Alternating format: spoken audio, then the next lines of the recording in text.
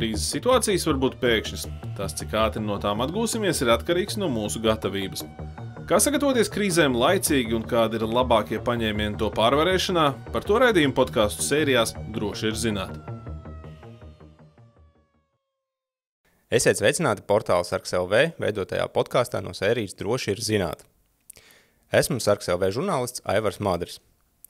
Mūsu iepriekšējos ierakstos jau esam iesākuši sarunu par kritiskās infrastruktūras aizsardzību, raksturojot situāciju kopumā, gan Latvijā, gan Eiropā. Apdraudējumu rada gan militārs konflikts, gan terorisms un dabas katastrofas, taču laimīgā kārtā Latvijā ir izveidota sistēma un ieviesti dažādi instrumenti, lai krīzes situācijā spētu aizsargāt mūsu valsts eksistenci un vitāli svarīgo funkciju sniegšanu tās iedzīvotājiem.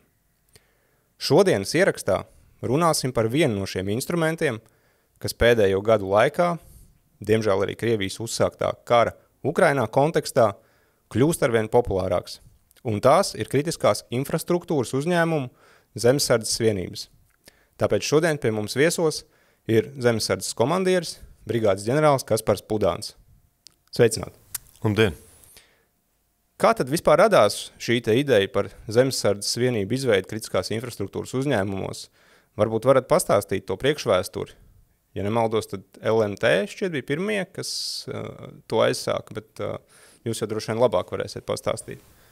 Jā, man liekas, tur jāskatās vēl laiciņu iepriekš. Tas varētu būt 4-5 gadi atpakaļ, vairāk jau šeit Rīgas Zemesardzes pirmajā Rīgas brigādē, domājot par to, nonākot caur vairākiem mācību izspēlētiem scenārijiem, diskusijām par to, kādi ir uzdevumi, kādi ir pienākumi un saprotot to, ka resursu pieejamība, lai mēs varētu nodrošināt vienlaicīgi savus kaujas uzdevumus un vienlaicīgi arī to uzdevumu, kas var tikt uzticēts atbilstoši likumiem par kritiskās infrastruktūras aizsardzību, izņēmumu vai kara stāvoklī.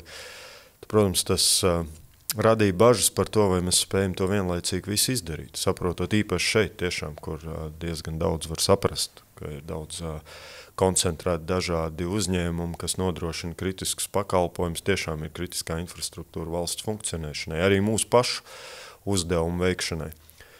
Un tā viena no idejām, man liekas, kas radās, bija ar diviem mērķiem.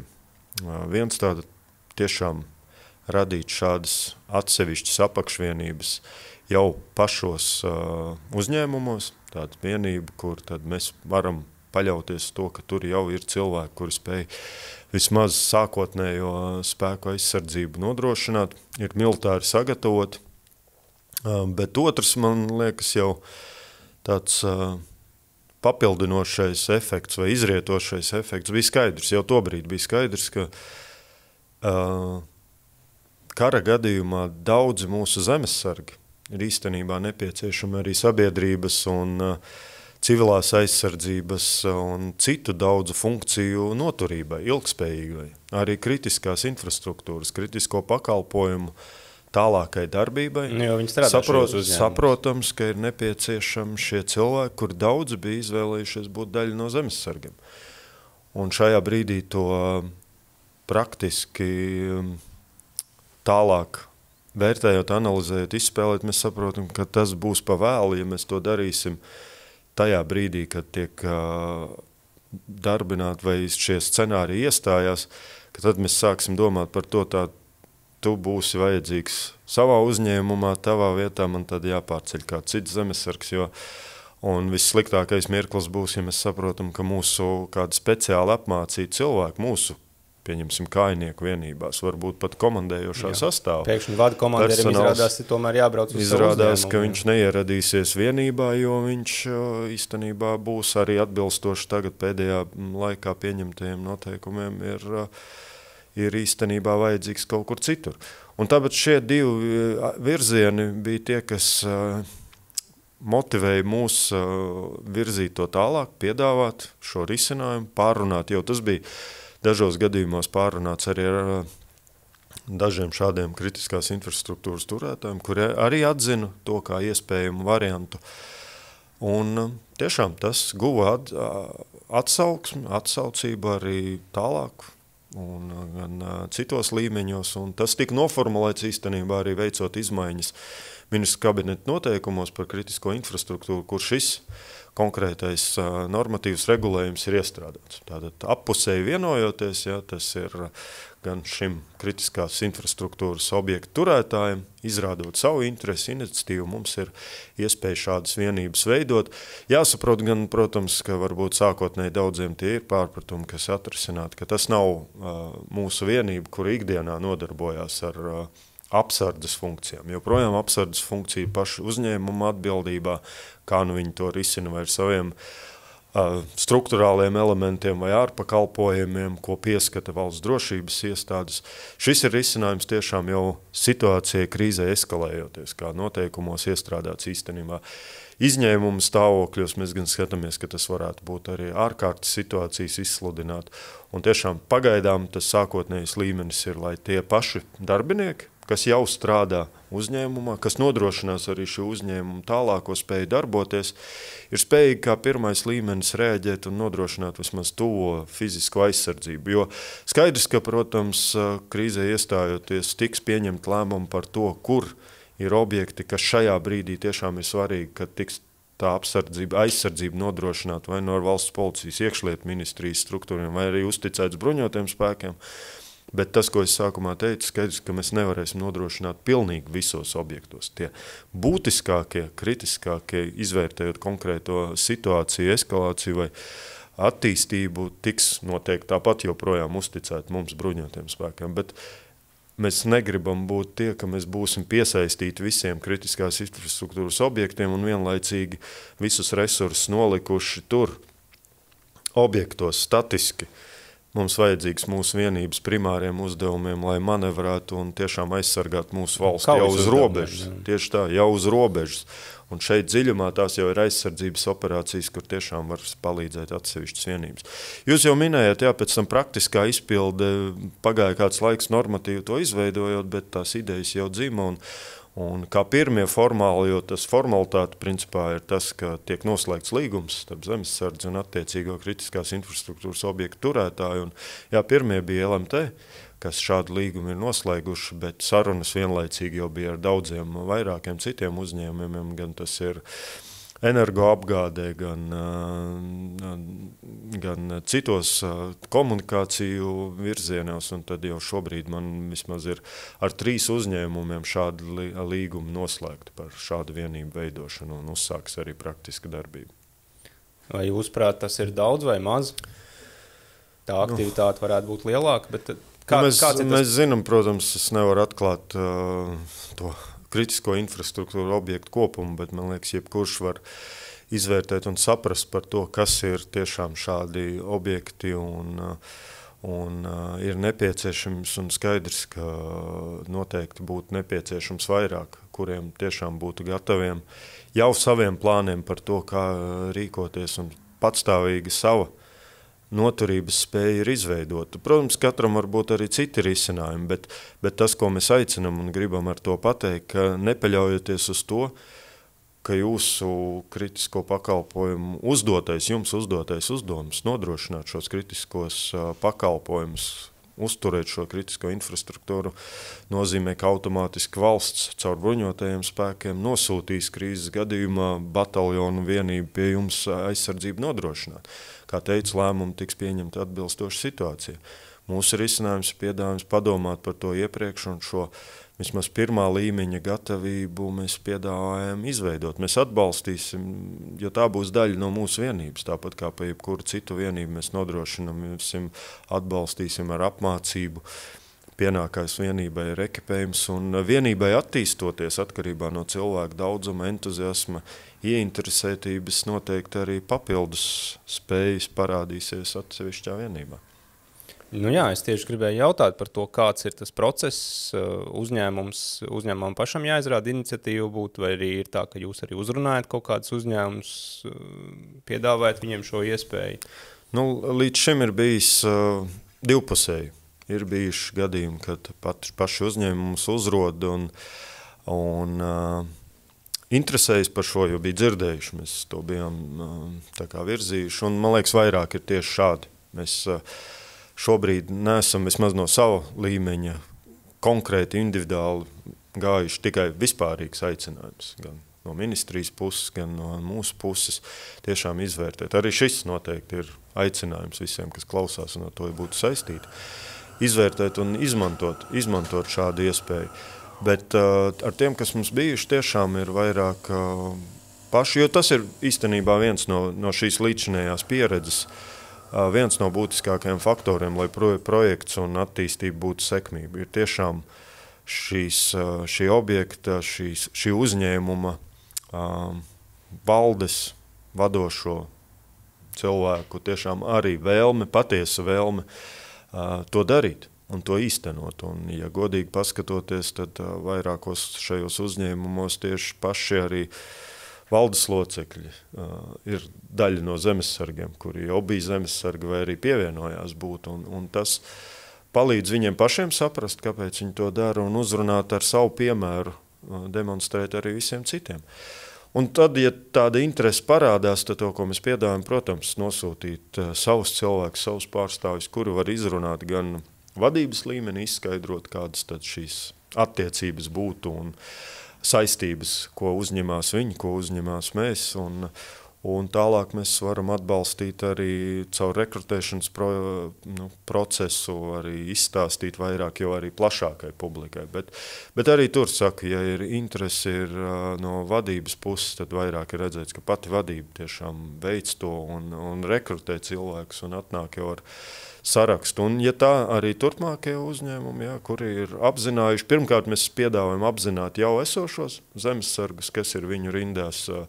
Tur mēs varam palīdzēt, bet vieglāk to izdarīt pašam uzņēmumam, jo nevienmēr mēs 100% zinām savu zemesargu tiešām nodarbošanās vietas, jo tas nav primārais, ko mēs no viņiem mēģinam izspiest.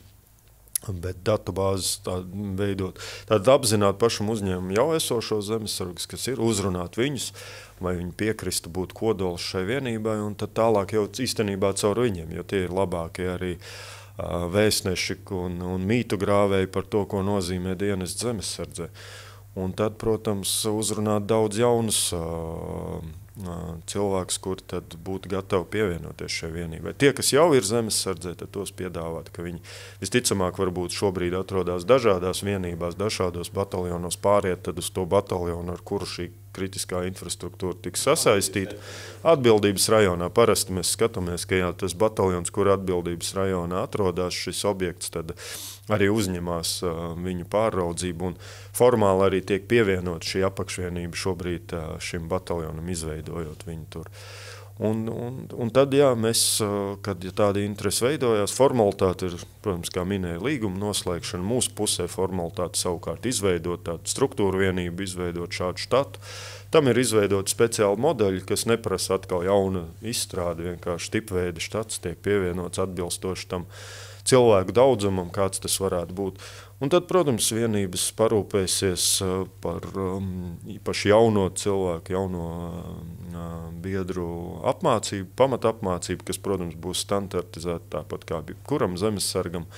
Bet tie tālākie procesi, kur mēs ejam, protams, ka tālākā jau vienības apmācība tieši fokusēt uz tiem uzdevumiem, ko viņi veiktu kā kritiskās infrastruktūras aizsardzības vienība. Tātad objektu aizsardzība ir tas primārais, ko viņi tālāk jau kā vienība, kā kolektīvu apmācību, kā specializāciju tālāk arī attīsta.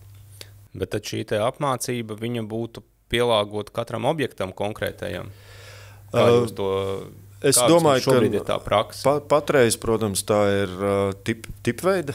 Tāda pamatapmācība ir kā jebkuram zemesargam militārās iemaņas iegūt, un tad objekta aizsardzības programma arī tāda tipveida, bet tālākie mērķi nodomi ir ar to, kā es teicu, ja pati vienība izrādīsies kaujaspējīgi, tiešām cilvēku daudzumā pietiekami daudz mobilizēt, tad mēs gan skatāmies to, ka sadarbībā ar pašu infrastruktūru, jo viņi jau labāk pa mums zina, kāds ir viņu vajadzības aizsardzības plāni. Tur jau šobrīd esošie drošības cilvēki, kuri arī tika iesaistīti tajā, lai izstrādātu konkrētus aizsardzības plānus.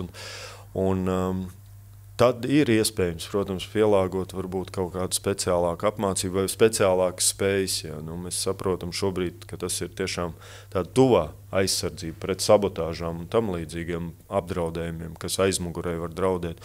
Bet es neizslēdzu nākotnē, ja tādas vienības veidojās, parādās cilvēki, ir speciālisti, tad, protams, veidot aizsardzību, ka viņi spēj sev pasargāt arī iespējams no dronu triecieniem. Jā, pretgaisa aizsardzības droši vien būtu ļoti aktuāli. Vismaz šiem mazajiem tuvās distances nākotnē varbūt runājot jau par kādiem citiem, jo tas ir tas, ko mēs redzam, kā šobrīd aktuālākie apdraudējumi infrastruktūrai. Tā kā es neizslēdzu to, ka tas no tipveida tādas vieglās kainieku aizsardzības vai tāda apsardzes vada nodaļas tiek pastiprināti arī ar kādām kaujas spējām, lai viņi var cīnīties arī pret kādu iespējams pretinieku tehniku, kas var izlausties vai parādīties aizmugurē vai vairāk jau tiešām pret apdraudējumiem no gaisa. Nu jā, jūs jau teicāt par to vienības, pieminējāt to vienības lielumu. Teiksim, īsti jau nav liels tas iegums, ja tur kaut kādi 3 cilvēki, no viņiem jau tā vienība neizveidosies. Tas nozīmē, ka ir pirmkārt jau jābūt tai vienībai, tam cilvēku skaitam, kas to vienību var izveidot. Vēlams droši vien vismaz nodaļa, kas spētu tad funkcionēt un kaut kādus uzdevumus pildīt, bet ideālajā variantā droši vien jau tas būtu, jo vairāk no uzņēmumu cilvēku iesaistītos, jo labāk. Un tad kā jums šķiet, vai varbūt arī pašiem uzņēmumiem vajadzētu tiem, kas ir tiešām kritiskās infrastruktūras uzņēmumi, vai viņiem jau nevajadzētu kaut kā arī vairāk tos darbiniekus motivēt un būtībā to uzlikt kā nosacījumu, ka tam cilvēkam ir jāaiziet kaut kāda militārā apmācība un protams, pēc savām spējām, kapacitātes un jāiesaistās tajā vienībā, lai viņš būtu gatavs, ja nepieciešams, teiksim tā, kamēr viņš pilda to savus tiešos pienākumus, bet ja nepieciešams, lai viņš var paņemt to ieroci rokās un sev aizstāvēt, un to uzņēmumu aizstāvēt. Pilnīgi pareizi, tāpēc jau mēs to arī veidojam, radīt šo pašu spēju, ja, uzņēmumies izmantot šos cilvēkus, kas jau tur darbojās, risinot šo jautājumu šādā veidā. To, ko jautājums sākās skaidrs, jā, ka normatīvi tas nav noteikts, kādam ir minimum jābūt, ja jūs atnāksiet tikai ar 10 cilvēku iesniegumiem, vai norādīsiet, ka jums jau ir 10 zemesargi, kuri gatavi pāriet uz šo vienību un palikt darboties. Tāds normatīvs norādījums nav, kas mums liektu uzsākt sadarbību, bet mūsu piedāvājums ir, protams, ka, vismaz šīs nodaļas sastāvs un tad tālāk attīstītos, bet viena nodaļa jau tas ir tas, ko mēs varam tad vingrināt arī, un tam ir kaut kāds jau kolektīvs pienesums, ja, kas var arī tiešām krīzes gadījumā darboties jau kā apakšvienība. Protams, ja sākotnēji struktūra vienībā ir tikai atsevišķi cilvēki, bet iniciatīva ir, kā teica, īpaši, ja vadība to paši atbalsta un iniciatīva, tad es neizslēdz to, ka procesu mēs varam uzsākt arī iepriekš, kā teica, līguma noslēgšana, jo tas mums būs savukārt pamatojums arī iedarbināt procesu, lai izveidotu šo struktūrāli pievienotu bataljonam apakšvienību. Tātad arī jāatnāks ar mazāk iesniegumiem, bet ar cerību un tiešām pārliecinošu apgalvojumu, ka ir potenciāls cilvēku, kurš ir uzrunājums un visticamāk arī piekritīs. Un es domāju, tie pirmie cilvēki jau arī būs tie, caur kuriem tā motivācija ies tālāk. Jo, ja tas paliks tikai viņi nāks uz apmācībām, tas ir viens, bet ja viņi parādīsies savā darba vietā, caur viņiem ar vadības atbalstu tiek veiktas jau pirmās rekrutēšanas pasākumi, varbūt kaut kādos kolektīvu saliedēšanas pasākumos arī tiek tas izcelts un var uzaicināt arī mūsu apakšvienības, kas var ar kādiem interesantiem, varbūt tādiem ievalkošiem vai pasākumiem arī ieinteresēt arī visus pārējos par to, kas ir dienests zemesardzē un ko nozīmē tiešām dienests savā kritiskajā infrastruktūrā. Pirmkārt jau ar ko arī nepieminēja iepriekšējiem, tas jau viens no nosacījumiem šīm vienībām ir to, ka no mūsu puses tas arī ir kā apņemšanās un solījums līgumā ierakstītais, ka kamēr tā infrastruktūra darbojās, šī vienība tiešām tiek izmantota tikai šīs kritiskās infrastruktūras objekta aizsardzībai. Tas ir mūsu apņemšanās gan šī objekta turētājiem, gan pašiem zemesargiem, ka jā, jūsu primārais uzdevums ir tiešām sava pienākuma pasargāšana, savu uzdevumu nodrošināšana. Un tikai gadījumos, ko mēs neizslēdzam, es atklāti arī teikšu, protams, ka tikai gadījumos, ja šis objekts vairs zaudē savu būtību vai nonāk, nedod Dievs, nonāk arī jau kaut kādā okupācijas daļā, ja, pārņemta, tad mēs, protams, negribam, ka šie pakalpojumi tiek sniegti jau kādam citam. Tad mēs, protams, paļaujamies to, ka šie militāri sagatavotie cilvēki, ja pilsoņi, var pievienoties jau mūsu zemesardzes vienībām, kuras tur turpina cīņu, pretošanos jau arī tomēr citā vietā. Bet galvenais ir tas, ka viss, kas ir šeit aizmugurē, tas nenozīmē, ka šīs vienības tiek izrautas no jūsu objektiem un nosūtītas tiešām uz frontes līniju. Un tas jau arī bija tas mērķis. Jā, droši vien jūs jau pieminējāt par to apmācību, bet varbūt varat vēlreiz pastāstīt to, kāda tām vienībām tā ikdienas apmācība būtu. Skaidrs, viņi iziet tad pamata apmācību droši vien kaut kādā kopējā bataljona brigādes līmenī. Un kāda pēc tam varētu būt tiem zemesargiem tā ikdiena, tad kādas viņiem varētu būt tās apmācības?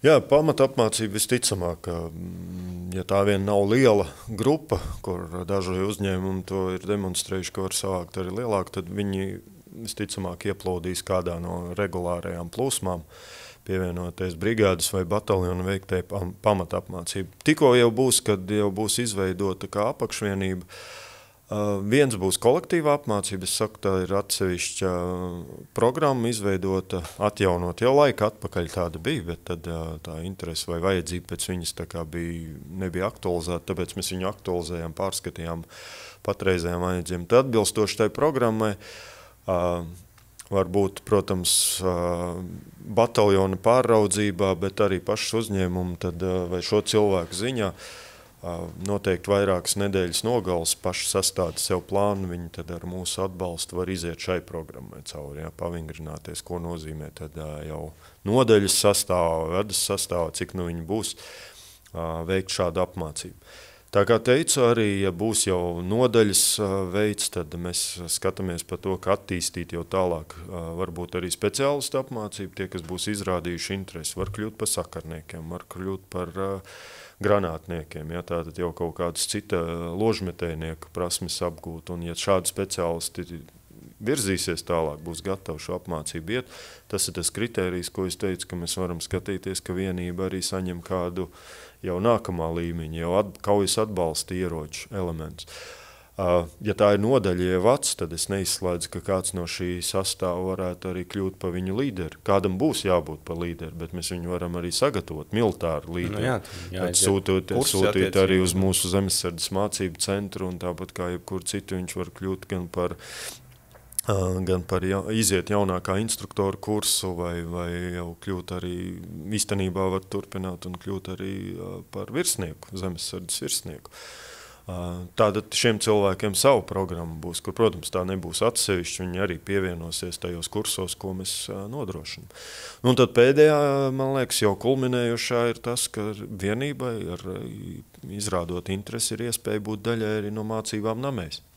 Arī šajā gadā, man liekas, ja nekļūdos, mēs to darījām, un atsevišķas vienības, jā, tā bija 2. brigādē pareizi, kad vienības šīs paralēli tam, ka mūsu zemesardzes vienības visi bruņotie spēki veic savus uzdevumus namējā, tad vienotā scenārija ar saviem uzdevumiem darbojās arī kritiskās infrastruktūras apakšvienības. Tā kā var būt daļa no namēja un vienā lielā scenārijā pārbaudīt savu komunikāciju ar attiecīgo atbildības rajonu komandieri, informācijas apmaiņa par apdraudējumi, savstarpējs atbalsts, jo tas jau neizslēdz savstarpēju atbalstu, ka tur tiek izveidot kritiskās infrastruktūras apakšvienība, nenozīmē, ka mēs aizmirstam un atstājam vienas pašas pie vajadzīgās situācijas. Vienkārši, kā teicu, viņi ir pirmie reaģētāji, un ja būs nepieciešams viņiem atbalsts, tad visticamāk, ja situācija atļaus un lēmumi tiek pieņemti, tad viņiem tiek nosūtīt palīdzīgā kāda cita apakšvienība, kas ir ātrās reaģēšanas vienība vai tuvākā vienība. Bet tas mērķis jau ir vairāk, ka mēs šo kritisko infrastruktūru, vispārējā zemesardze bruņoties spēki sargāsim jau no savām kaujas pozīcijām, nepieļaujot konvencionāli kādam apdraudēt tur. Bet izslēgt to, ka kāda sabotāžas vai speciālo uzdevumu spēku, kas būs iefiltrējušies, nonākuši, to mēs nevaram izslēgt. Un šādas sabotāžas vai kādi citi, kuri būs pavilkušies uz kādiem aicinājumiem veikt uzbrukumus mūsu aizmugurē, tam mēs būsim tad gatavi. Nu jā, un kā jūs arī ievadā minēja, vēl jau ir arī tomēr civilais apdraudējums, arī, kuru šīs pašas vienības arī var iesaistīties ar savu kompetencēm, kaut kā droši vien sniegt kaut kādu atbalstu saviem uzņēmumiem. Tik tā mēs runājam vairāk par valsts uzņēmumiem, bet ir arī civilie privāti uzņēmumi, vai arī no viņu puses ir interese, un arī vai viņiem ir iespēja, var sakot, vai jebkuram uzņēmējam ir iespēja uzrunāt zemesardzi, ja viņš vēlas veidot savu vienību. Gluži visiem tas šobrīd nav paredzēts atbilstoši ministru kabineta noteikumiem. Tas attiecās kā šāda formalitāte, kā kritiskās infrastruktūras vienība, attiecas uz tiem uzņēmumiem vai organizācijām, kas ir iekļautas kritiskās infrastruktūras sarakstā. Visās kategorijās īpaši, tāds īpaši kategorija, kas attiecas uz kritiskie pakalpojumi ar vienu paplašanās, tāpēc es teiktu, noteikti, ka liela daļa ir iekļaut tāda. Tāpēc vairāk mēs darbojamies ar šiem uzņēmumiem, bet, protams, mans aicinājums būtu arī jebkuram citam uzņēmumam tomēr paskatīties to un motivēt savus darbiniekus par iestāšanos pievienošanai zemesardzei. Es nesaku, ka tas ir tieši, lai veidotu tur šajā uzņēmumā šo kā apakšvienību vai saglabāt viņus krīzes gadījumā tieši savu uzņēmumu darbību. Bet daudz uzņēmumu, arī privātie uzņēmumi, ja sapratīs un tiks iesaistīti tiešām kritisko pakalpojumu, tad turpināt nodrošināt pārtikas piegādi iedzīvotājiem, nodrošināt kaut kādus citus pakalpojumus. Ja. Arī pakalpojumi, kas attiecās, piemēram, uz atkritumu izvešanu un tam līdzīgi, ko nodrošina privātais sektors. Tie visi ir pakalpojumi, kam jāturpina darboties arī kara laikā. Ja, un tāpēc šie pēdējā brīža šonedēļ, vai kad tikko izdotie normatīvi regulējumi, ir īstenībā tie, kas aicina šos visus uzņēmējus, kuriem ir uzticēta šī atbildība, apzināt cilvēku sarakstus, iesniegt.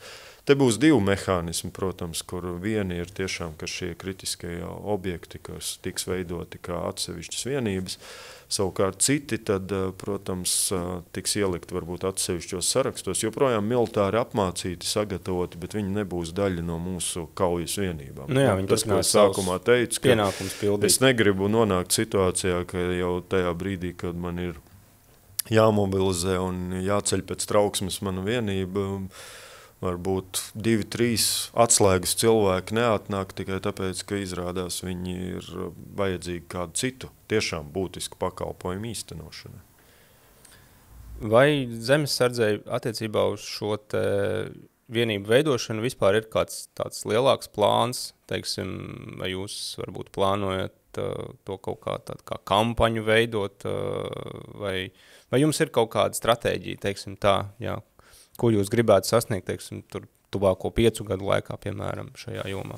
Patiesībā nav, jo zemesardze pēc savas būtības arī ir brīvprātīga organizācija. Mēs aicinam cilvēkus pievienoties, un šeit mēs aicinam pievienoties, izvērtēt šo opciju arī uzņēmumiem. Tāpēc uzstādīt kaut kādus mērāmus mērķus par to, ka tas jābūt 10 uzņēmumiem līdz šī gada beigām vai kaut ko citu, es sev nemaz nemēģinu izdarīt, jo tiešām tas ir atkarīgs no jums pašiem, kas ar to nodarbojās. Un mēs esam gatavi caur šo ceļu tiešām dot to un īstenot šādu iespēju. Tāpēc tas, ko mēs darīsim, jā, caur dažādiem pasākumiem, mēs to aicinam, atgādinam, bet pagaidām vēl neveicam varbūt to kampaņu veidīgi, jā, vai vērsoties pie, kā teicu, pie katra atsevišķa individa ejot, bet noteikti dažādos formos, kur šādas struktūra vienības tiksies, un ja mums būs tāda iespēja, tad mēs to vienmēr mēģināsim atgādināt.